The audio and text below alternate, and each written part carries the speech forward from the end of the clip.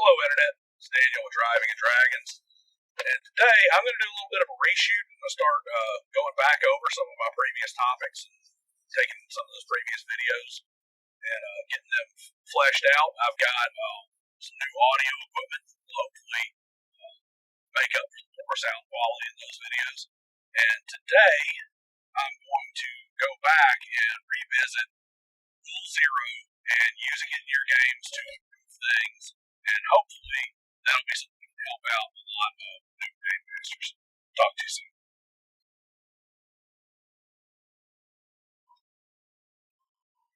So what is Rule Zero? To put it in a nutshell, Rule Zero is the final arbitration of all rules, final say on everything that has to do with the table lies with the game master. There is a version of this in every single tabletop role-playing game that I've ever seen. We call it Dungeon Master's discretion in D&D, but what it essentially comes down to is if you want to know what the rule is, ask the game master, because the game master is the one who has the final decision on all rulings and on what rules are and aren't used. Gary Gygax, when he made the first edition of Dungeons and Dragons, very clearly stated in his very first rule books that the number one thing is what the DM feels is best for the table and best for the group. And if he doesn't like a rule, he can throw it out. If he does like a rule, he can bring it in. He can change it or alter it in any way he wants to make it fit the way he and his players want to play the game. So it's been there since day one. And really, what it comes from is it's a complete departure from where tabletop role-playing really came from. Dungeons and Dragons in particular, came from wargaming. Now, when you have wargaming, everything has to be super detailed. All the rules have to be super precise. Any situation has to be governed. And the reason for that is because this is one player versus another in a very structured situation with an outcome and a winner, which means that if something happens between me and another player, there has to be a definitive, hard-line decision on how that gets handled. Otherwise, the games just always break down into arguments, fights, and nobody can really be a winner when they change from table to table. But because Dungeons and Dragons and other tabletop role-playing games are cooperative games, then the need for hard, fast rules for all situations is not necessary. In fact, it can be quite detrimental. And what really is needed is a person who can make a neutral judgment call that is balanced, that furthers the fun, furthers the enjoyment, and furthers the goals of that particular table. And that's why you have a Rule Zero. So, for all the rules lawyers out there, and I will actually be doing a player profile on rules lawyers here soon, every rules lawyer is completely defeated by that statement. Rule Zero in every single book says that the game master can throw out, replace, change, whatever they want to do with any rule that's in any rule book. So every rules lawyer is defeated right there. Good to be the king, baby. Your legal wrangling over what rules as written are, the number one rule as written is what the DM says goes. So using this at your table, there's a couple of different ways that it can be used at your table to further your game. And there's different ways it should be used. It's one of those fun things where in some areas consistency is 100% key. In other areas consistency is not as important. At least not consistency of the actual rules. It's very situational. But as a general thing, I look at Rule Zero a couple of different ways. One is thematic. To me, nothing is more important across the entirety of a tabletop role-playing game campaign than supporting the theme. And by theme, I don't mean the theme is cyberpunk because we're playing cyberpunk, or it's future noir because we're playing cyberpunk. The theme is high fantasy because we're playing Dungeons and Dragons. The theme is space exploration because we're playing Traveller. I don't mean that kind of thing. when I say theme, I mean like we're playing a Dungeons and Dragons campaign, and the theme what we're going for is a gritty, realistic, Dark Ages type of game, not an epic, heroic, high fantasy, late medieval game. In both of those situations, we're still playing Dungeons and Dragons, but my Rule Zero calls, my Dungeon Master's discretion calls, on one hand are going to be more rule of cool, support the big thing, support the epic, the epic stuff, the jumping across, between two buildings and chopping at the dragon on the way through and that sort of thing.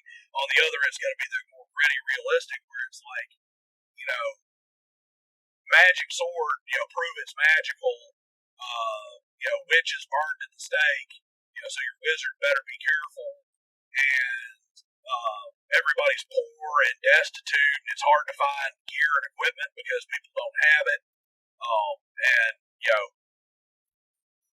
Armies are made up of farmers with spears and a couple of, there's real warriors, but you got your conscripts and your fjords, whatever you want to call them, that are just farmers with reaping hooks and hammers showing up to the battlefield with no armor.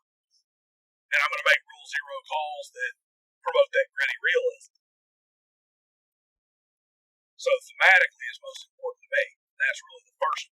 Second way is your actual arbitration, where you have a player who's trying to do something that a rule can be made two different ways, can be read two different ways, and you say, I'm going to rule that it's this way.